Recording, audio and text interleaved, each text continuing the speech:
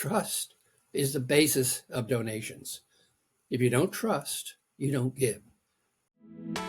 Welcome to the Heart of Giving podcast, brought to you by BBB Wise Giving Alliance, the nation's most experienced charity evaluator. We help donors make wise giving decisions and promote trustworthy charity practices.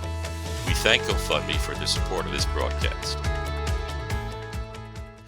Welcome to the Heart of Giving podcast. This is Bennett Weiner, President and CEO of the BBB Wise Giving Alliance, where we seek to strengthen public confidence in charities by promoting wise giving and trustworthy charity practices. We also want to thank GoFundMe for their support for the podcast.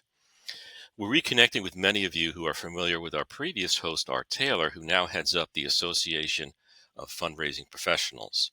Today's podcast is going to talk about three things. One, the importance of trust in making donation decisions for donors, and what organizations can do to increase trust in their charity. And then finally, what does the future hold for charity accountability? And today we have a special guest, a longtime friend of mine, Ken Phillips, and a little bit about his background. At one time in his career, was the head of fundraising for Save the Children in the United States. He's also been a past president and CEO of Plan International USA. He's also been a consultant, a speaker, a mentor, a strategist, and author of several books on charity, fundraising, and ethics issues. And his most recent book, Trust, Impact, and Fundraising for Nonprofits, was published in 2023 and is available on Amazon. And last year, the Association of Fundraising Professionals provided him with a special Outstanding Fundraiser of the Year award. And we're very pleased to have you here, Ken, and thank you for joining the podcast. Ben, I'm so happy to be here and be able to share some of my views with your listeners, viewers. Thank you. And, today we're going to be talking about accountability issues, and we're going to seek to have a number of podcasts this year focusing on that particular objective. We also welcome viewers and listeners to let us know of future topics that you want us to cover. So please do let us know about that. I'll also remind you later. Let's start by noting that, right now we're engaged in a special project at BBB Wise Giving Alliance in revising the charity standards we use in evaluating organizations and sharing the results of that on our give.org website. And we've got a 20-member advisory panel that's helping us to create a draft of new standards that we're targeting for early next year for comment and input from the charitable sector as well as the donation community. I know, Ken, you're well familiar with the long history of this organization and had past experience in some of our standards issues from many years ago. And I thought maybe you'd have some words of wisdom about that prior connection as we embark on the journey for the new standards that we're working on. Thank you, Bennett, so much. It really was an incredible privilege for me to serve on two of your standards review committees. One, 40 years ago, which broadened the issue from really a focus on marketing to include governance. So more than just fundraising, but governance as well and related issues. And then the other issue at the other session was to include program evaluation. And that's a tough one, but it's one of the most important things, because what I hear in country after country, meeting after meeting from donors and from experts is potential donors don't trust us. They don't think we do anything. And all we get are fundraising letters. Three huge negatives. And the fundraising world, the charity world, the nonprofit world needs to, I think, wake up and start addressing what potential donors really want.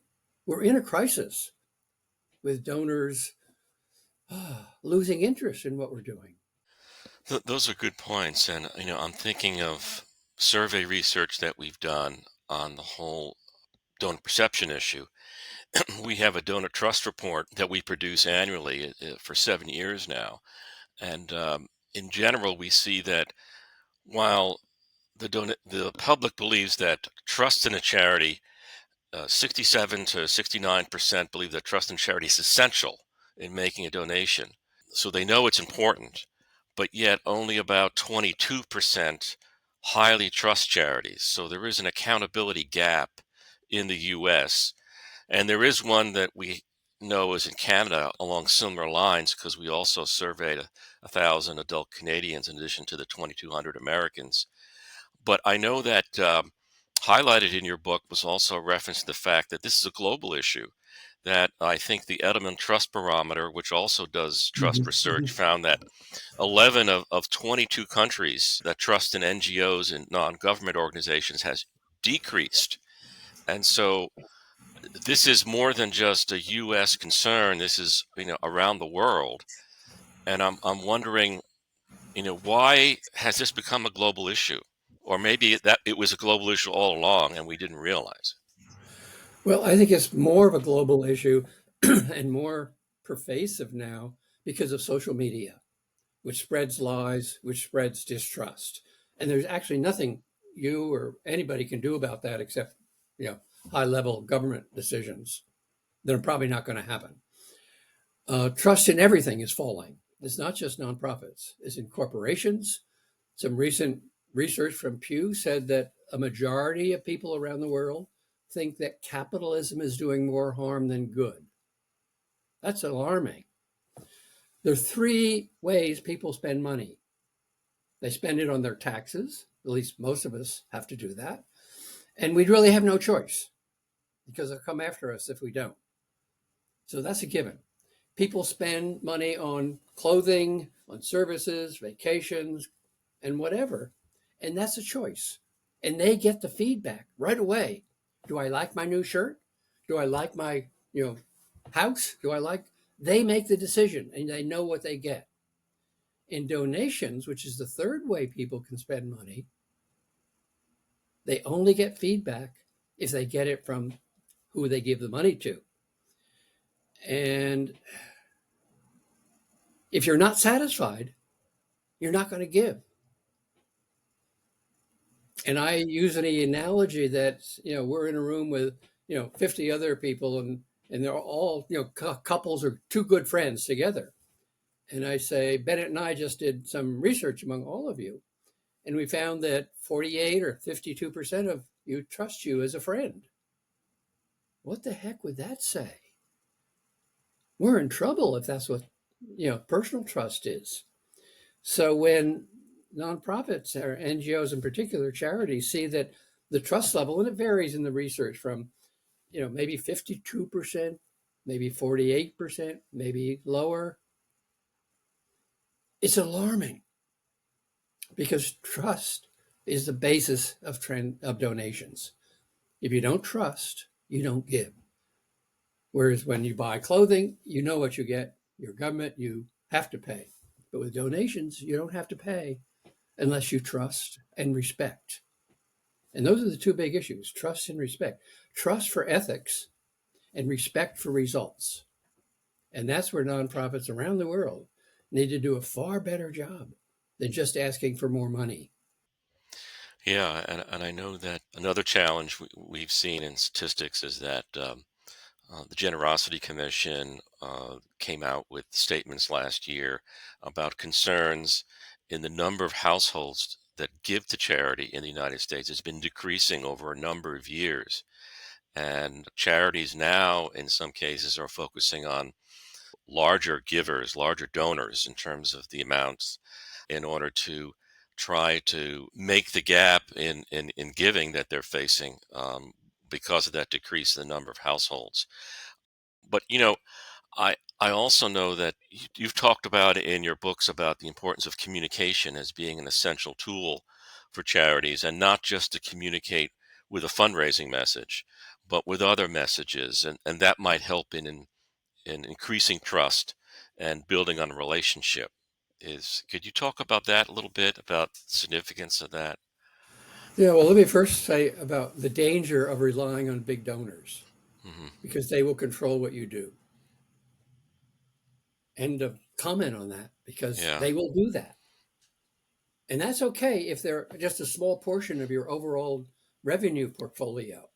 then you have the vast number of majority of people and a majority amount of money where they're giving because they give to you because of what you do. Whereas big donors, they have a tendency, all too many of them, to control. So that's a caution. It's a short-term answer, but not a good one. I think there's a number of key elements for every organization to carry out. One, obviously, is the services and benefits you provide to people or the planet. Hmm. The other is the information you provide to the general public so they know more about your cause. And then the third is more educational material, not only to the public, but for your own donors so that they are more committed to you. And the fourth is advocating for that. And what we found when I was executive or CEO of Plan International US is that all three of those helped us, well, triple our revenue uh, from 10 million to 30 million.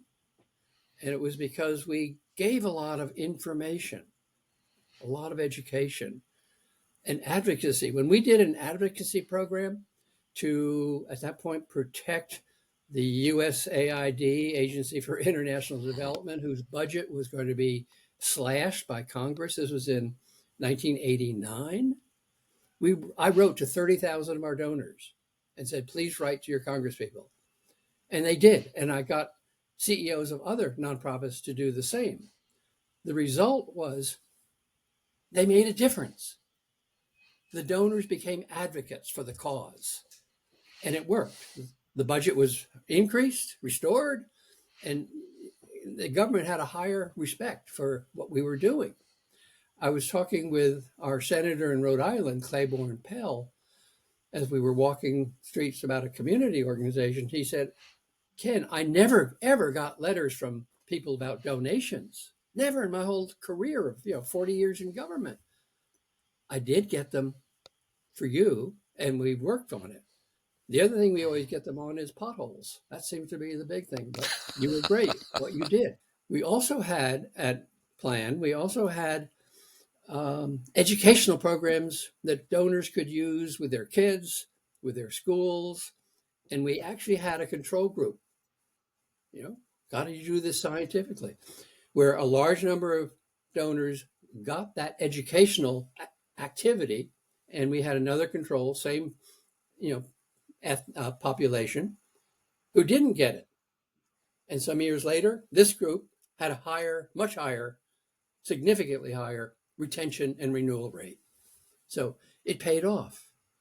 And if you don't communicate, this is the third big issue. I mean, honesty and ethics, impact in programs, and communications for accountability. If you don't give good, clear, persuasive information on what we did and what we do in ethics every year, what we do in program every year, how we are efficient and effective, people don't know that. And so often the first donation is an emotional one. I would say, especially on social media these days. Oh, yes, I want to help. But it's the follow up that gets the renewal. And if it's just give us more, there's going to be dropout. And that's one reason why the retention rate these days is significantly lower than it was a couple of years ago and much lower than 50 years ago. So those important activities of communications, what we do, how we do it, what our finances are, what our evaluators say about us, what we have done, and also thank you for answering our questionnaire to you, dear donor. We are following what you suggested, and we are making these changes. Information, that's involvement. That's where donors become committed when they have a voice in your organization, not just give us more money. Yeah, and that brings to mind, and you mentioned earlier about social media. One would think that with new avenues of communication, organizations have more opportunities to reach out to their supporters, to inform them, educate them, etc. But in some cases, maybe that's not happening as frequently as it should. And do you see that as a potential concern that maybe the focus is on the wrong messaging, or Is that something? Definitely, I definitely think Yeah. it's wrong or is inadequate messaging. Hmm. And I often compare fundraising to, well, the act of wooing, the act of seeking someone to love you back. And if you make that comparison, you're going to realize asking for more again and again and again is not going to work. You've got to talk about what you are, why you're respected, why you could be trusted in order to have a reciprocal response to your affections. Donors are like lovers. You've got to take care of them in the right way. Wise words. We've talked about trust issues, and one of the ideas that I read about in your last book is the notion of having at the major national charities, the large ones, something like a chief trust officer. Can you describe what you mean by that and why you think that would be helpful? Right. I mean, money and finances are obviously very important. And many of the organizations, especially larger ones, have what's now traditionally called the chief financial officer, who makes sure that the finances are well done, that everyone adheres to requirements, and provides reports. So the analogy is, well, are ethics important? Is trust important? Since it is, maybe the bigger organizations, especially, should have an individual chief trust officer whose job is to make sure everyone is following the standards, everyone is adhering to the code of ethics, that if there are sanctions, there is action. Because ethics on paper are meaningless. It's only when there's sanctions. For example, if I can share what I did in the state of Rhode Island. When I moved to Rhode Island, it was literally the most corrupt state in the country, largely run by the New England mob, paid the governor, Supreme Court justice, etc. I stepped up and was elected to a constitutional convention. And you would know this, of course. I chose to be on the ethics committee. And I proposed wording for a new amendment that said the state will create an independent, powerful ethics commission with the power to write its own code of ethics. Don't let the political people do it. With the power to investigate and subpoena any elected or appointed government official, state or local, and if they're in violation, literally to remove them from office. And this was adopted by the voters 2-1 in a regular election. The politicians fought it for 10 years. Finally, the Supreme Court said, do it. And they actually quoted me in their resolution to do it as the person who proposed that wording. And it's made a difference. Now, Rhode Island is in the top 3 of integrity according to external evaluations because it has sanctions. If there are no sanctions, then ethics are meaningless. Well, the other thing I'm thinking about is I know in the corporate sector, they do have chief compliance officers. And Mm-hmm. Mm-hmm. in that particular approach, I think those individuals are more focused on verifying compliance with the law and the regulations that in whatever industry that company is Mm-hmm. engaged in. But I think when you were thinking of chief trust officer, based on what you said, I think you're talking about going beyond what the law requires because you're talking about codes of ethics and trust that it may not be regulated, but are touchstones to ensure, good behavior. And that is a difference, I would assume, in what you have in mind. Yeah, well, the CTO, Chief Trust Officer, would make sure there's a very clear, strong code of ethics with rules and expectations, that there are explanations of it in much more detail so staff, board members, and volunteers would all know what they are required to do. It would be assessing compliance, I would say annually, including the board of directors. annually, signing a code of ethics, re-signing it. And then procedures for whistleblowing, for complaints that are reported publicly. So last year we had 5, whistleblows, 5 complaints, 3 were bogus, 2 were valid. And then the next step is procedures for sanctions for Mm. non-compliance, because without sanctions, the code is just a piece of words, and you don't know if anyone's doing it. And so it's communicating. This is what we said we would do, and this is what we did. That's called responsibility. Accountability is showing what we actually did. We account for what we did, but it takes both responsibility and accountability. And a chief trust officer is a great way to do that.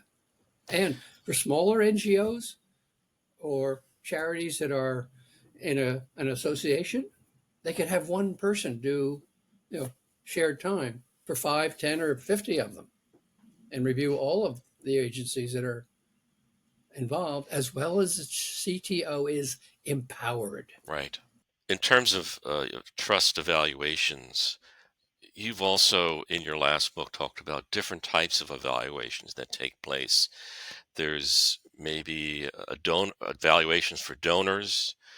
There's also some type of self-evaluation a charity can conduct, and also evaluations done by monitors such as us.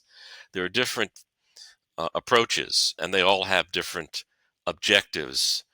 Can we talk just a little bit about that? Because sometimes people think of evaluation as being just one activity when actually there are a variety of different activities that can take place. I'll use another example because I was retained after I started being a consultant by the International Federation of Red Cross and Red Crescent Societies.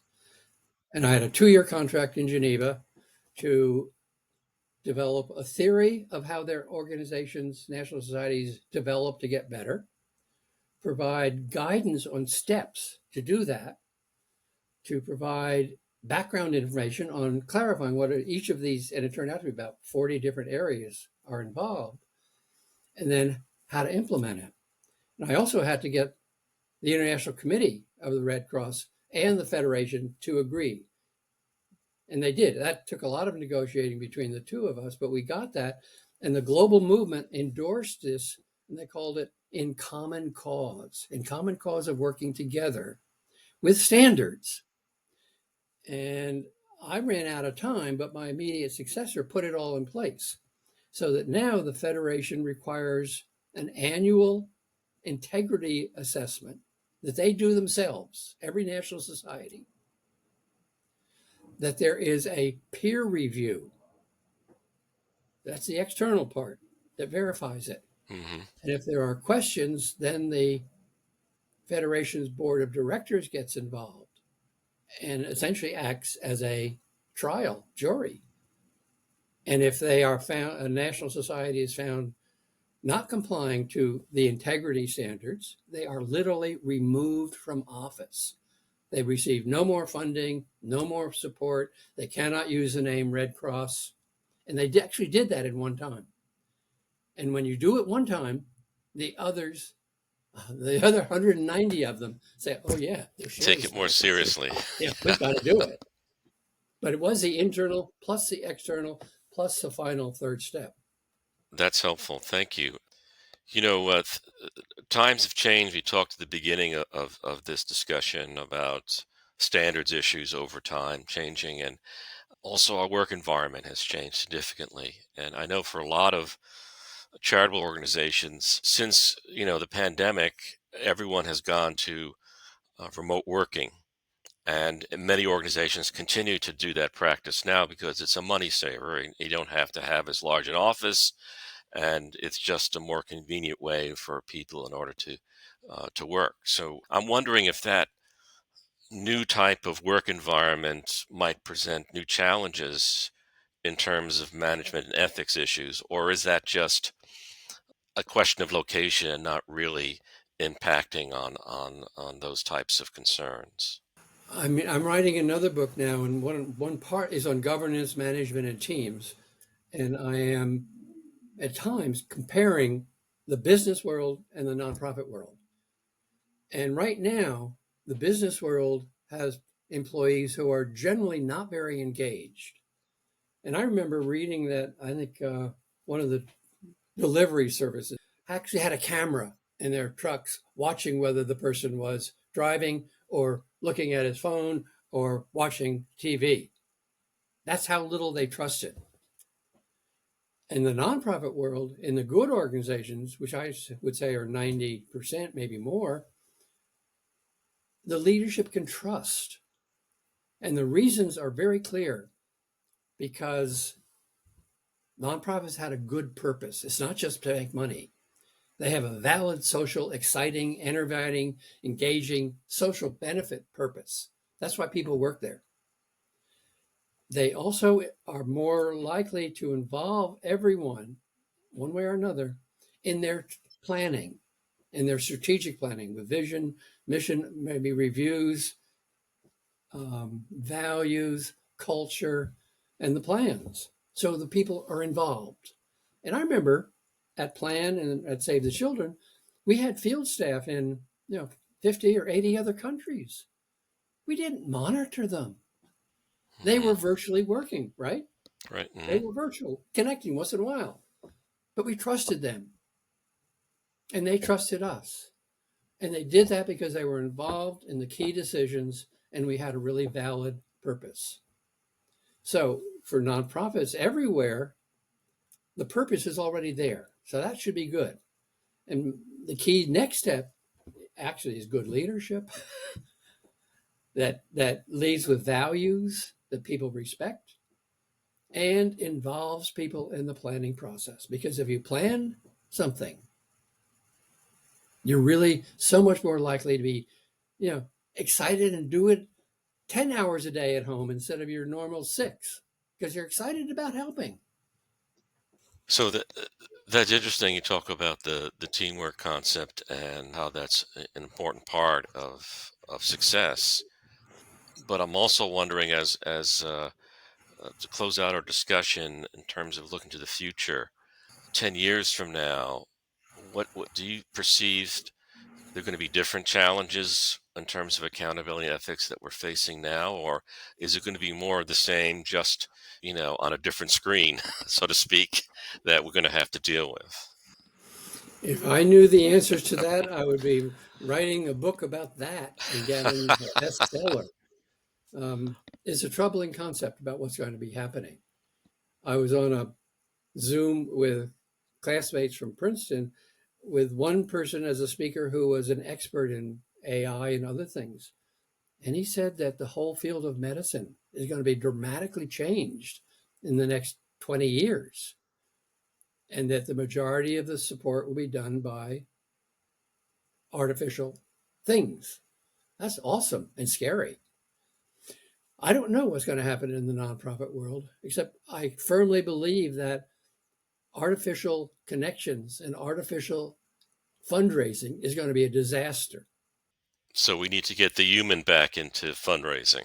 Yeah, without human in fundraising, there's no connection.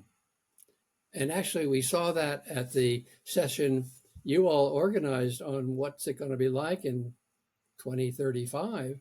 And you had on stage an actual musician composing a song, and you had an artificial intelligence person from some expert who looked pretty realistic. And the organizer said before lunch, can each of you write a song now, maybe come back in 2 hours and sing it with audience participation? And the composer said, that's tight, but okay, I can do it.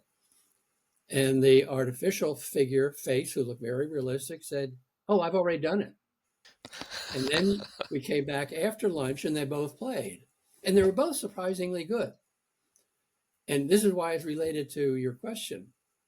The appreciation, who won? I'd say 99% of the audience favored the real live composer. I don't know if it was technically better or not, but it did have that personal element. And so that personal element, whether you're doing direct mail, social media, telethons, events, golf games, whatever, it's a person to person. Because that's why I call fundraising is like love. You've got to know the person. You've got to connect humanly. So if anything, the growth of AI will increase the importance of that personal connection by the fundraiser with the donor. That's a great conclusion to end on. And by the way, for those of you unfamiliar, the event that Ken is talking about is a March conference we held in New York City on AI related issues. And the Institute for the Future was another nonprofit that was prominently involved in that conference that did the things that Ken was mentioning about that songwriting example. Thank you for listening to the Heart of Giving podcast. And again, please let us know of other topics you'd like us to cover in the future. And also a reminder to you that there is a comment page on our give.org website where you can let us know your thoughts about our current charity standards and give us recommendations, what emerging issues that you'd like us to cover. Thanks again. Take care.